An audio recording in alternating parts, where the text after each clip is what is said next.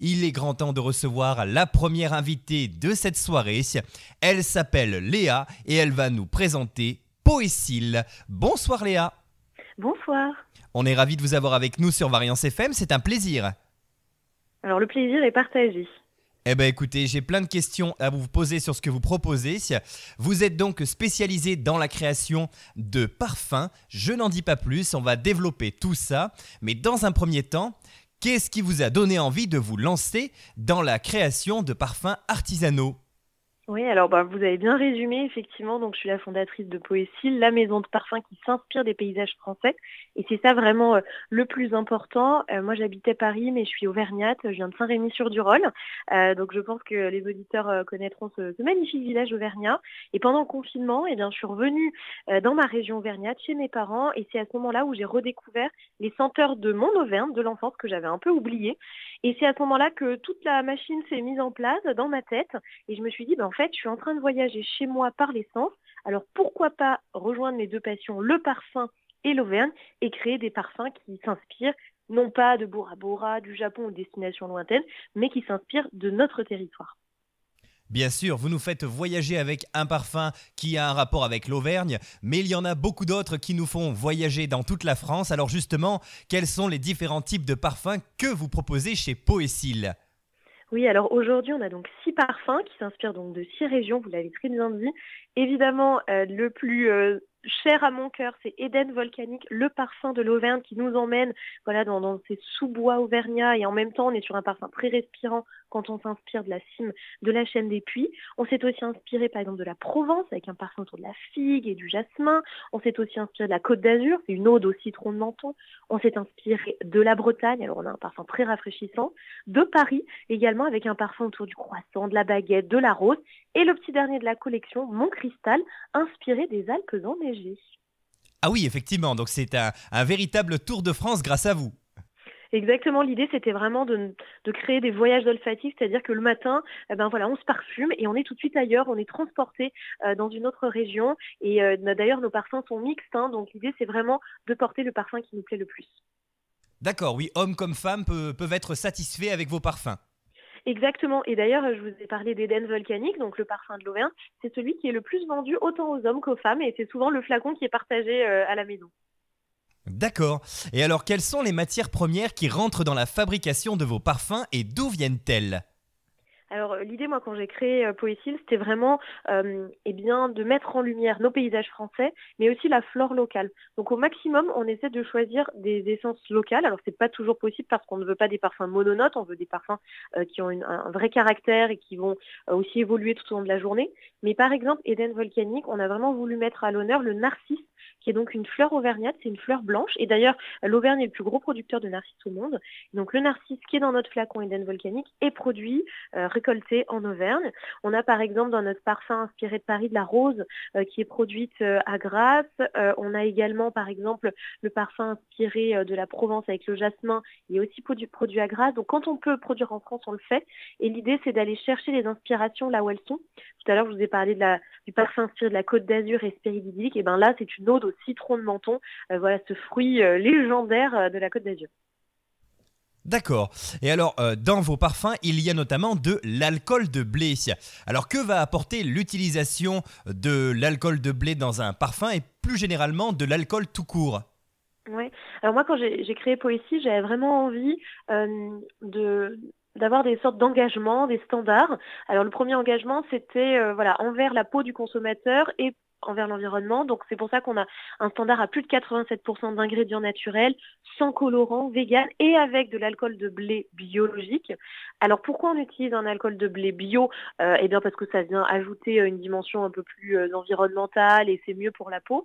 Et alors, il faut savoir que l'alcool de blé, on aurait pu utiliser un autre type d'alcool, il ne va pas avoir d'odeur ni de senteur, donc ça ne va pas altérer le parfum, mais ça va vraiment venir ajouter une dimension, en tout cas pour nous, dans nos engagements, plus environnementale, et faire attention davantage à la planète et aussi à la peau de nos consommateurs, et avec un point important, et je l'ai dit, pas de colorant évidemment. Je pense que les auditeurs qui sont là ont bien en tête, quand vous allez dans les parfumeries très classiques, il y a des jus extrêmement colorés. Pour nous, l'idée, c'est vraiment d'avoir un jus qui sente bon, mais surtout qui n'altère pas la peau. Et oui, parce qu'en fait, il existe différents types de parfums et tous les parfums n'ont pas forcément de l'alcool. Du coup, le choix de l'alcool, c'est un choix stratégique pour vous peut-être? Alors en fait, pour qu'un parfum puisse sentir et diffuser, il faut utiliser une sorte de diffuseur. Donc ça peut être effectivement de l'alcool, nous ce qu'on utilise, ou par exemple de l'huile. Voilà, il y a des parfums huileux, mais ça va plutôt être en roll-on. Pourquoi nous on a choisi d'utiliser un alcool? Ça va nous permettre d'avoir un parfum en spray.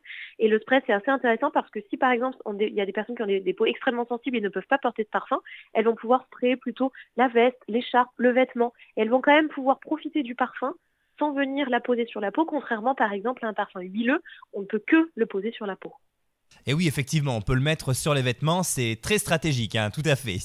Exactement, l'idée c'est vraiment de se parfumer en nuage, donc voilà les zones chaudes du corps, donc plutôt le cou, derrière les oreilles, le creux des poignets, donc juste ne pas frictionner les poignets, simplement tapoter, sinon ça accélère la diffusion du parfum. Et puis voilà, on peut parfumer l'intérieur de la veste, les vêtements, et on va se sentir bien toute la journée. Et surtout, on va se sentir ailleurs dans une région de France. Et alors, comment se passe la fabrication d'un parfum? Quelles sont finalement les étapes clés qu'il faut suivre pour obtenir un bon parfum? Alors avant tout, nous on part de la page blanche et on se dit bon ben quelle région m'inspire, quelle région j'ai envie de transformer en parfum. Donc là, ça fait souvent appel à mes souvenirs. Bon évidemment Eden Volcanique, le parfum de l'Auvergne, c'était presque le plus important de la collection. Mais par exemple là on s'est inspiré des Alpes enneigées. J'ai des souvenirs voilà d'enfance à jouer dans la neige. Et donc je me suis dit bah pourquoi pas créer donc un parfum inspiré des Alpes. Donc comment ça se passe concrètement? On part de la page blanche. On dit voilà je veux ces notes là, je veux cette ambiance là, je veux ces ressentis-là. On a voulu travailler par exemple l'Edelweiss, c'est une fleur locale. On a voulu travailler aussi l'iris. Et je travaille donc avec 2 nez parfumeurs. Je leur tends un peu ma copie. Ils vont faire des essais. Et en fonction de ces essais, moi je vais les sentir et je vais leur faire mes retours. Bon, je veux monter cette note, je veux baisser cette note, il faut changer ces notes, etc. Et pendant 4 à 5 mois, on fait ces allers-retours pour trouver finalement la formule idéale. Et une fois que la formule est validée, on fait fabriquer le concentré de parfum à Grasse, capitale du parfum. Et on a toute la partie conditionnement, donc mise en alcool, filtration, mise en flacon, étiquetage, mise en boîte, en Auvergne. Alors une partie dans nos ateliers et une autre partie dans un atelier à Brioude. Voilà. D'accord, donc en fait, vous développez un petit peu les parfums, vous les mettez dans les conditionnements, mais toute la partie vraiment parfumerie et nez, j'ai envie de dire, ça se passe ailleurs en fait, vous n'avez pas de formation là-dessus. Alors moi, je suis malheureusement pas née. Effectivement, je suis pas. Il faut être chimiste pour être née. Pour autant, je suis passionnée de parfums et tous les parfums qu'on imagine, ça vient de moi en fait. Ça vient de ma créativité, on va dire. Mais il faut effectivement écrire des formules chimiques, donc on a besoin d'être épaulé par des chimistes. Pour autant, toute la partie créative se passe quand même à Saint-Rémy-sur-du-Rhône. On fait simplement fabriquer le concentré à Grasse et ensuite toute la partie conditionnement, donc mise en alcool, etc. Donc fabrication, logistique, envoi de palettes, etc. se fait depuis Saint-Rémy-sur-du-Rhône. D'accord. Et alors, quel est le parfum qui vous a donné le plus de fil à retordre? J'imagine que parmi les 6 formules que vous avez actuellement, il y en a peut-être une ou deux qui ont été un petit peu plus difficiles à composer. Alors, je dirais pas difficile, mais la première, donc celle inspirée de l'Auvergne, Eden Volcanique, j'avais un petit peu la pression, j'avais pas envie de me rater, c'est ma région, donc j'avais vraiment envie qu'on puisse retranscrire ce qu'on ressent quand on est dans la forêt auvergnate, ce qu'on ressent quand on est à la cime du Puy-de-Dôme, ce qu'on ressent quand on traverse un champ de narcisses. Donc je crois que c'était ça, c'était vraiment pour moi la difficulté, retranscrire ce que moi j'avais en tête, que j'avais en tête comme souvenir d'enfance de l'Auvergne, et surtout de ne pas décevoir ma région, l'Auvergne, et mes compatriotes auvergnats. Voilà, je crois que c'était ça le plus difficile, donc on a mis beaucoup de temps pour retranscrire l'Auvergne. En fait, plus que des parfums, c'est un véritable partage d'émotions avec tout ce que vous créez. Exactement, l'idée c'est voilà plus qu'un parfum, vous l'avez très bien dit, c'est vraiment un voyage et l'idée c'est de venir raviver des souvenirs, des émotions ou tout simplement découvrir aussi une région qu'on ne connaît pas forcément et de la découvrir à travers les sens. D'accord. Et alors, comment savez-vous qu'un parfum va fonctionner ou non? Est-ce que vous avez un panel sur lequel vous réalisez des tests? Alors nous, on ne fait pas d'études marketing poussées comme peuvent faire les très grandes marques de parfums. Donc on le fait vraiment au sentiment, au ressenti. Voilà, j'ai envie de mettre cette région à l'honneur ou non. Et on va surtout le faire à travers nos clients grâce à nos clients. Ça fait maintenant 3 ans et demi que j'ai lancé Poésil. On a une bonne base clients maintenant qui sont là aussi. Ben, voilà, on les écoute, ils nous conseillent. On a ouvert une boutique éphémère il y a quelques mois au Centre Jaude pour les fêtes de fin d'année. Nos clients sont venus et voilà, on a écouté leurs envies et c'est ce qui a aussi un peu guidé les prochaines créations. Et puis une fois que nous avons finalisé la formule, on fait toujours des tests sur, effectivement, vous l'avez cité, sur un petit échantillon de personnes, sur un panel, pour voir si la formule fonctionne ou non. Et j'imagine que la famille et les amis aident beaucoup également à ce moment-là, hein. Vous leur faites tester pas mal de choses. Exactement, voilà, c'est ça. On fait tester la famille, les amis, les clients, et voilà. Et quand une fois que tout le monde a dit son oui, on est rassuré et on peut lancer la production. Et sous quel format peut-on se procurer vos parfums? Alors nos parfums existent en 3 formats. Alors vous avez le format 50 millilitres, donc c'est bien de l'eau de parfum et pas de l'eau de toilette, donc ça va bien tenir toute la journée. On a aussi le format 15 millilitres, donc on est plutôt sur un format de sac, un format voyage. Et puis enfin, on a le coffret de découverte. Donc en fait, il s'agit de nos parfums en format 2 millilitres, en format échantillon. Donc en fait, pour 24 euros, vous avez le coffret découverte, donc les 6 fragrances, avec un bon d'achat de 20 euros, qui vous permet donc à la maison de tester les fragrances et de choisir la fragrance qui vous plaît le plus et d'utiliser ce bon d'achat de 20 euros sur nos formats 50 millilitres. D'accord, ah oui, bah c'était une bonne méthode pour découvrir un petit peu toute la gamme que vous avez, qui est très large, hein, pour le coup, hein. Exactement, ça permet aussi de le tester sur la peau, de prendre le temps chez soi. Parfois, quand on est en boutique, c'est un peu rapide. Bon, bah là, on peut recevoir le coffret découverte chez soi et prendre le temps de le tester. D'accord. Et alors, les capots de vos parfums ont une particularité. Expliquez-nous celle-ci. Oui, alors donc sur nos parfums 50 millilitres, on a choisi des capots en bois et en liège. Il n'y a pas de plastique dans le capot. Il y avait une volonté pour moi, dans cette création de voyage olfactif, d'aller sur la sensorialité. C'est-à-dire que vous allez sentir le parfum, vous sentez bien, mais aussi quand vous allez toucher le capot en bois, vous allez sentir ce bois justement. Vous pouvez sentir aussi le bois avec votre nez, il a une certaine senteur. Et on a travaillé en bois de hêtre, donc qui est un bois français, ou en tout cas voilà, qu'on peut retrouver en Europe. Donc c'était assez important pour nous de faire un pas de plus vers une réduction de plastique. C'est assez difficile, mais au fur et à mesure, on essaie de s'améliorer sur ce point-là.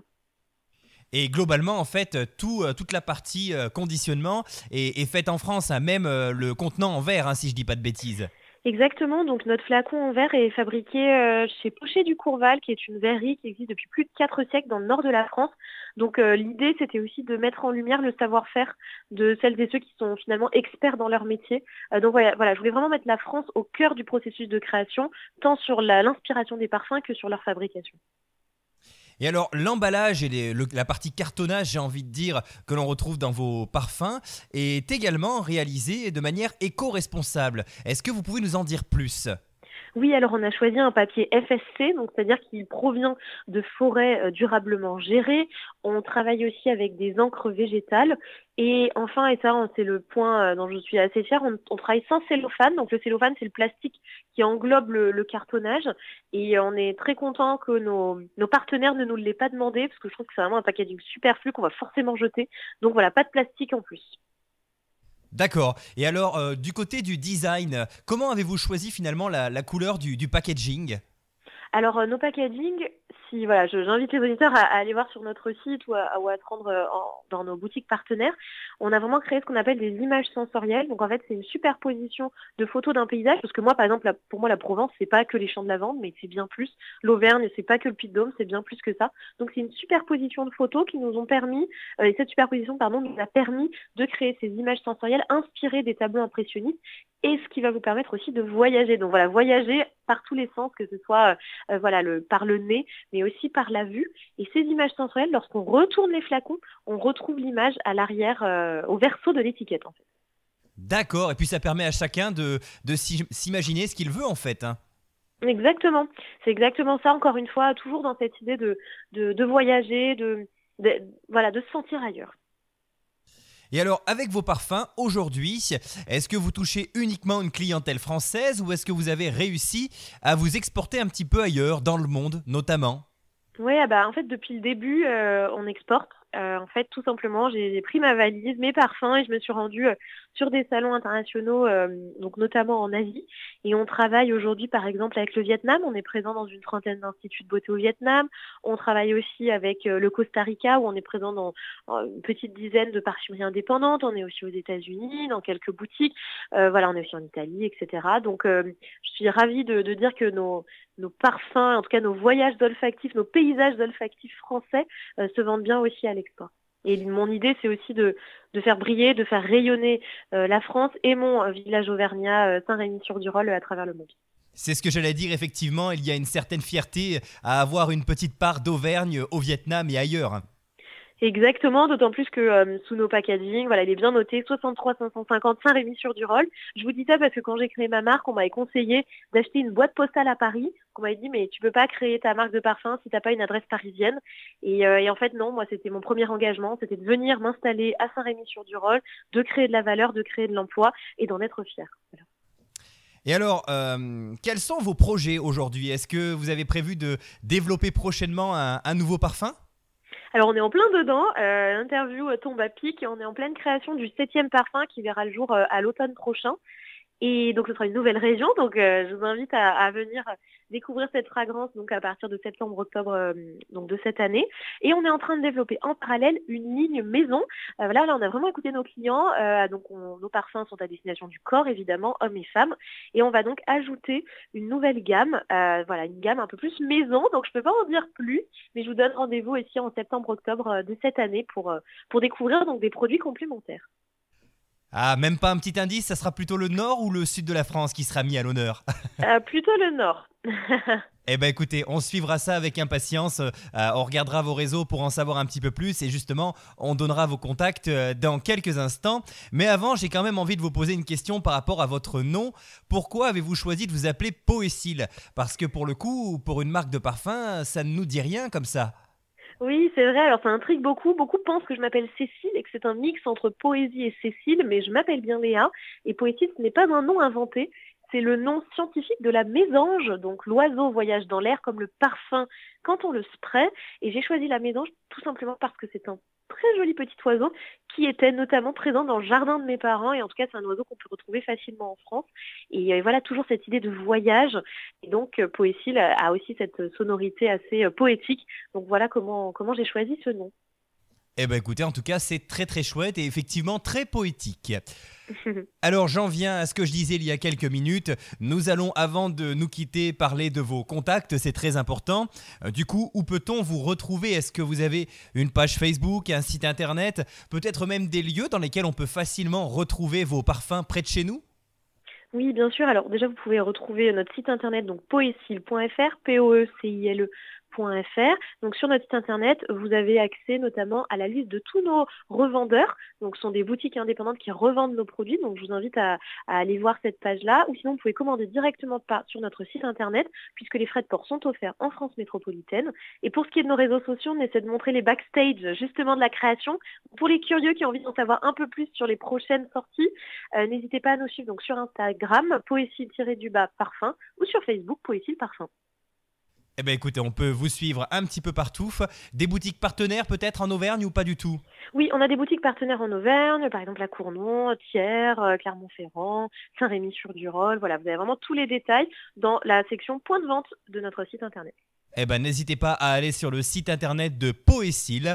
Pour ma part, j'ai déjà testé et j'avoue que ces parfums sont vraiment superbes.